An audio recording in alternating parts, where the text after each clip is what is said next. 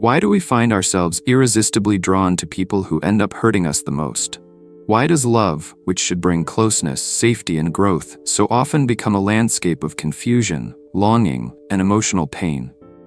This paradox sits at the heart of countless personal stories, and it is far more common than many would admit. James Hillman once wrote, "We are not merely attracted to others. We are drawn into a pattern our soul already knows." In this simple but profound insight lies a clue to unraveling the mystery. Attraction is not merely biological chemistry, nor is it purely the product of conscious choice. Beneath the surface of our preferences, desires, and fantasies, the unconscious is at work, pulling the strings with memories, wounds, and archetypes that long predate any modern romance. It's tempting to reduce this problem to pop psychology explanations. You just have low self-worth. Or you keep choosing toxic people. But such answers only skim the surface. If the solution were so simple, the suffering would not be so persistent or universal. The truth is, the attraction to painful relationships arises not from weakness, but from a deep psychic architecture. Something in us is trying to resolve an old story, to touch an ancient wound, to make sense of something unresolved. Love, in this sense, becomes a reenactment, an unconscious ritual we repeat in hopes that this time it will end differently. Carl Jung often spoke of fate as the repetition of what is not yet fully conscious. Until we bring awareness to the forces driving our choices, we remain actors in a play we didn't write. In this script, pain and pleasure are not opposites, but intimately entwined.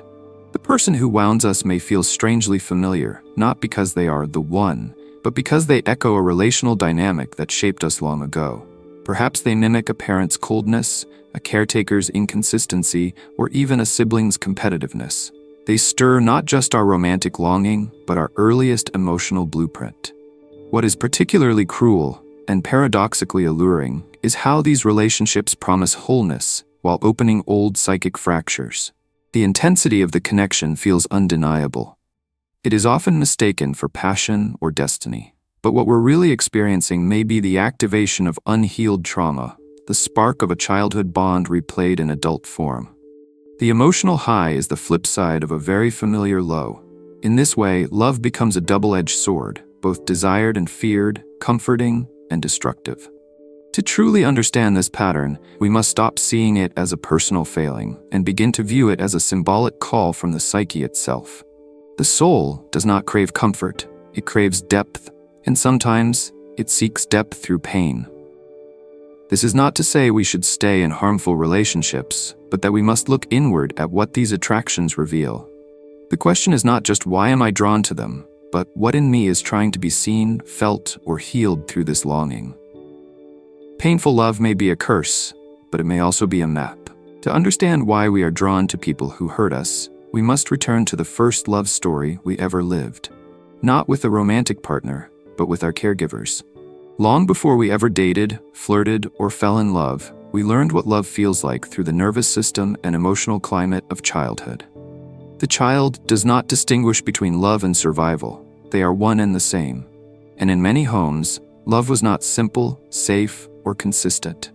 It was conditional, unpredictable, or even painful, yet it was still love. And so deep in the unconscious, the script was written. Love is a place where I must chase, yearn, be good enough, endure confusion, and wait for warmth that may or may not come. Freud called this unconscious repetition of early dynamics repetition compulsion, the tendency to reenact unresolved relational trauma in adult life, often with the unconscious hope of mastery. In Freud's view, we are driven to repeat the emotional scenarios we could not resolve in childhood, in the belief, often unconscious, that this time we will prevail, this time the ending will be different. If the child felt abandoned, they may choose partners who are emotionally unavailable, clinging to the hope that if they love hard enough, they won't be left again. If the child was made to feel they had to earn affection, they may seek out critical or cold partners, driven by an inner demand to finally be enough. These patterns are not logical. They are psychic rituals crafted by the part of us that still waits for the original wound to be seen, soothed, and rewritten. Object relations theory, which evolved from Freud's ideas, expands this further. According to this framework, We all carry internalized objects from early caregivers, mental and emotional imprints that serve as a kind of emotional blueprint. These are not just memories, they are felt patterns of relating. For example, if a mother was nurturing one moment and rejecting the next, the child internalizes love as unstable, both comforting and threatening. This inner image becomes what the person unconsciously seeks later in life. We don't simply fall in love with people. We fall into resonance with familiar emotional templates. Even if those templates are damaging, they are known. And what is known feels safe, even when it hurts. This leads us into the realm of ambivalent attachment, one of the most psychologically painful and confusing attachment styles. A child with ambivalent attachment grows up in a world where love is inconsistent. Sometimes the caregiver is available and warm, other times cold or absent. This erratic pattern trains the child to become hypervigilant, always scanning for signs of connection or disconnection. Love becomes a performance, a chase, a test, and when the child grows into an adult, they often find themselves attracted to partners who replicate this dynamic, emotionally hot and cold, loving one day, distant the next. Ironically, the chaos feels like home. It mirrors the early love that was never quite in reach. Worse still, the pain itself becomes fused with love. When love was tied to hurt, withdrawal, or rejection in childhood, the adult comes to associate longing and anxiety with connection. They may say they want calm, mutual love, but when faced with it, they feel bored or unsettled. The nervous system has been conditioned to equate tension with intimacy. A partner who is safe may feel foreign. A partner who keeps them guessing feels alive. And so the cycle continues. This is not about blame, it is about recognition. These patterns were not chosen. They were absorbed. The child's need to survive trumps everything. And to survive, they will bond with whoever feeds them, emotionally or otherwise. If love meant proving your worth, you will grow into someone who finds purpose in fixing, pleasing, or enduring. If love meant waiting, you will become a master of longing. These patterns become so deeply ingrained that they shape not just your relationships, but your self-concept. You come to believe, on some level, that this is all you can ask for. But once these unconscious blueprints are made conscious, they can be rewritten. The work begins by noticing not just who you're drawn to, but why. Ask yourself, what does this person remind me of? What feeling do they activate that seems familiar, even from long ago? Do I feel like a child again, uncertain, chasing, waiting to be chosen? These are signs not of romance, but of reenactment. It is painful to admit that some of our deepest loves have roots in unhealed wounds, but it is also liberating, because once we see the pattern, we are no longer trapped by it. We can begin the process of healing the inner child who still searches for the love they never received. We can grieve what we did not get, and in doing so, stop demanding it from others who cannot give it.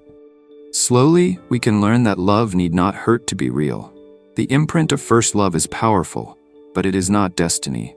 And when we heal our idea of love, we free ourselves to love again, not from the wounds of the past, but from the wholeness we reclaim. Not all love is born of admiration. Some love is born from the collision of opposites, from an inexplicable pull towards someone who disturbs, confuses, or even harms us. These are the so-called shadow lovers, people who awaken in us not just longing, but chaos. They are not simply cruel or toxic. They carry something we can't quite name, something that haunts us long after the relationship ends. In Jungian terms, these people are not just romantic partners. They are mirrors, fragments of the unconscious in human form. Carl Jung introduced the concept of the shadow as the disowned, unconscious part of the psyche, the qualities, impulses, and emotions that the ego cannot or will not accept. These parts are not inherently bad, they are simply rejected. A quiet person may reject their aggression. A people pleaser may suppress their selfishness. A controlled, responsible adult may exile their wild, unpredictable inner child. Over time, these traits do not disappear. They merely go underground, living on in the unconscious, waiting for a chance to re-enter awareness. One of the most common ways the shadow returns is through projection. We meet someone who embodies everything we have denied in ourselves, and we are fascinated. Perhaps we pride ourselves on being kind, thoughtful, and emotionally available. Then we fall head over heels for someone cold, blunt, or wildly self-centered. Or perhaps we see ourselves as calm and rational. Then we are drawn to someone passionate, erratic, even dangerous. This is no accident. We are not simply choosing the wrong people. We are constellating the shadow. That is, activating a hidden archetype within us by encountering it in the outer world. Jung believed that every projection is a clue to our own psychic incompleteness.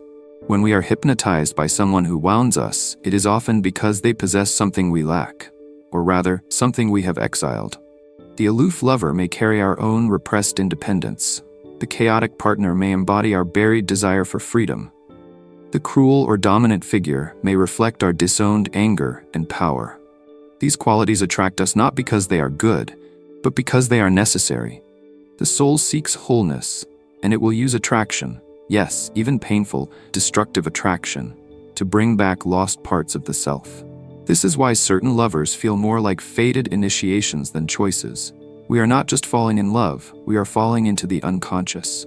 These relationships stir something ancient and primal. They provoke dreams, anxiety, obsession, and deep introspection. They hurt, but they also transform. Jung referred to this as the alchemy of the psyche. Love, especially dark love, as a vessel for individuation, the process by which the self becomes whole. Through these intense encounters, we are forced to confront not only the other, but ourselves.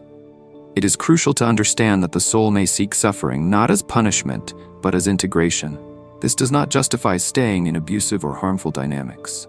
Rather, it invites us to pause and ask, what in this person represents something I've rejected in myself?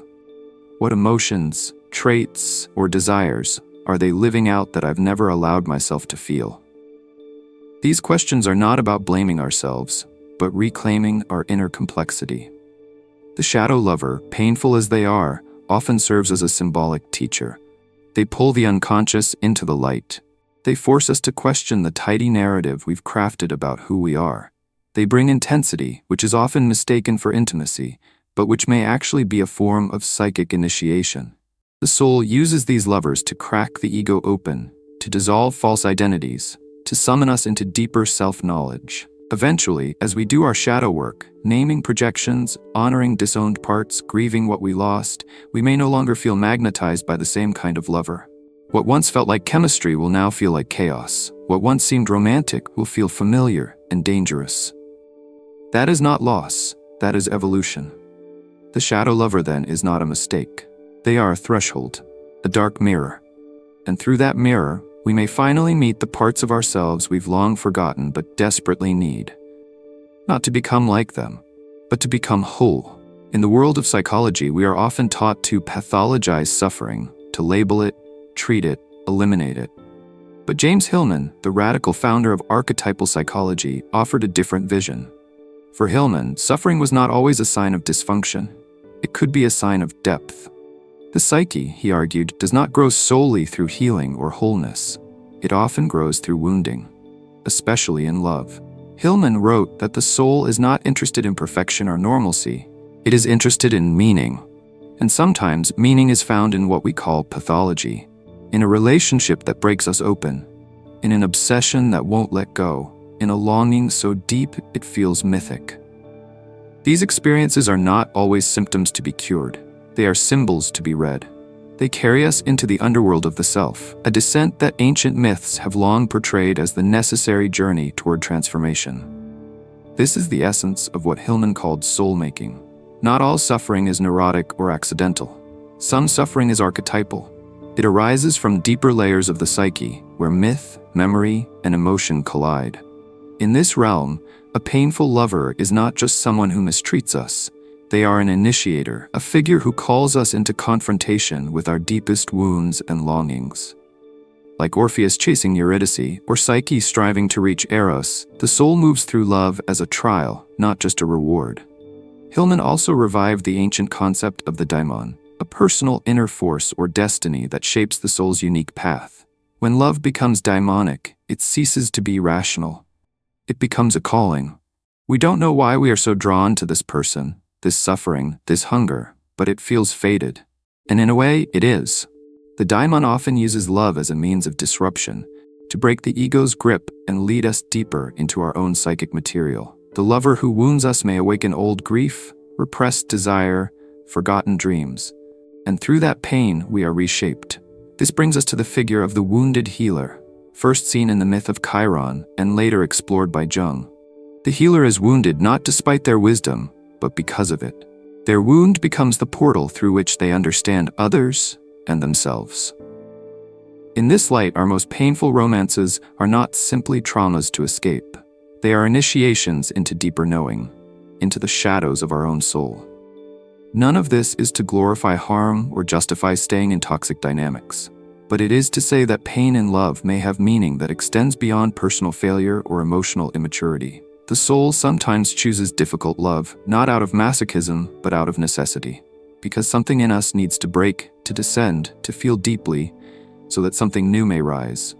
Eros wounds, but through the wound, the soul speaks. Not all love is love. Some of what we call love is really something else, something born of fear, scarcity, and survival. This is the terrain of trauma bonding, an intense emotional connection that forms not through trust or safety, but through cycles of pain and intermittent reward. It feels like passion. It feels like destiny. But beneath the surface, it is a bond forged in trauma, not truth. Trauma bonding occurs when we become emotionally attached to someone who intermittently harms, withholds, or neglects us. The mechanism is simple yet powerful. Periods of rejection are followed by small moments of affection or attention, and our brain becomes hooked. This is the same cycle that conditions animals in behavioral experiments. Randomized rewards create the strongest compulsions. In humans, it produces obsession. You never know when the love is coming, so you stay, you wait, you try harder, and when the warmth finally appears, it feels euphoric, not because it's love, but because it's relief. From a neurochemical perspective, trauma bonds flood the body with adrenaline, cortisol, dopamine, and oxytocin in unpredictable waves. The nervous system becomes dysregulated, swinging between hope and despair, craving and fear. The highs are so high that the lows are tolerated, even normalized. You begin to equate this emotional roller coaster with chemistry. You think the butterflies mean it's real, but butterflies can also be a sign of anxiety, and anxiety is not love. What keeps these bonds alive is not just chemistry. It is unresolved emotional deprivation. Many who fall into trauma bonds experience some form of neglect, inconsistency, or emotional chaos in childhood. In these early environments, love was not safe or secure. It had to be earned, chased, or anxiously held onto. As adults, we unconsciously seek out what is familiar, not because it's good for us, but because it's known. The trauma bond becomes a reenactment of our first emotional lessons. Here's the danger. Trauma bonds feel like intimacy. They are intense, consuming, all-encompassing. But intensity is not the same as closeness. True intimacy requires safety, honesty, and mutuality. It unfolds gradually, builds trust over time, and soothes the nervous system. Trauma bonds do the opposite. They create confusion. They deplete self-worth. They trap us in cycles of proving, waiting, begging, and breaking. This is why many people reject healthy love when it appears. A calm, consistent partner may feel boring or unfamiliar. The absence of chaos feels like the absence of love. But this is not a sign of incompatibility, it is a sign of healing work left undone. When we are trauma bonded, we are not loving, we are surviving. To break free, we must learn to distinguish between attraction to repetition and attraction to repair. One keeps us circling the same emotional wound. The other leads us toward healing. The first is addictive. The second is nourishing. Real love should bring peace, not panic. Connection, not confusion. If it always hurts, it's not love. It's a trauma bond wearing a mask, and it's time to take the mask off. The goal of this exploration has never been to shame desire or to label attraction as broken. Attraction, even when it pulls us toward pain, is not our enemy. It is a signal, a coded message from the unconscious, pointing toward something that needs to be seen, felt, or reclaimed. As Carl Jung famously said, until you make the unconscious conscious, it will direct your life, and you will call it fate. The work, then, is not to eliminate desire, but to understand it, not to suppress longing, but to unravel its roots. When we begin to recognize the patterns, when we stop asking, why am I like this, and start asking, what is this trying to show me, we shift from victim to witness, from repetition to awareness, from fate to freedom. This is the alchemy of the psyche, transforming raw pain into gold through reflection and responsibility. The moment we become aware of the unconscious scripts playing out in our romantic lives, we reclaim the power to rewrite them. The unavailable partner no longer feels magnetic. The emotional roller coaster no longer feels like love. What once felt inevitable begins to dissolve. This is how repetition compulsion dies, not through effort, but through insight. But insight alone is not enough. Healing these patterns requires soul work, what Jung called individuation, and what modern psychology frames as integration. We must turn inward and confront the parts of us we've abandoned. This means engaging in shadow work, naming the traits we've disowned, recognizing the projections we place onto others, and reclaiming what we once believed we could not be. It also means attending to the inner child, that early self who learned to equate pain with love, who still waits for the affection that never came, who still tries to earn what should have been given freely. And because trauma lives not only in the mind, but in the body, healing must also happen somatically. Body-based therapies, such as somatic experiencing, breathwork, or trauma-informed yoga, can help regulate the nervous system, untangle stored memories, and restore a sense of safety within. These methods bring us home to ourselves, not just intellectually, but physically. This journey is not easy. It requires honesty, patience, and deep compassion. But with every step inward, the spell weakens, the trauma bond loosens, the false gods of chaos and intensity fall away, and slowly we learn what real love feels like: safe, slow, grounded, and true. In the end, the one who hurt you may not just be the source of your suffering. They may be the mirror that reflected your oldest wound, and in that reflection lies the doorway to healing. The one who hurts you may carry the face of your wound, but also the key to your liberation, if you dare to look within. The pain brought you here. Let awareness set you free.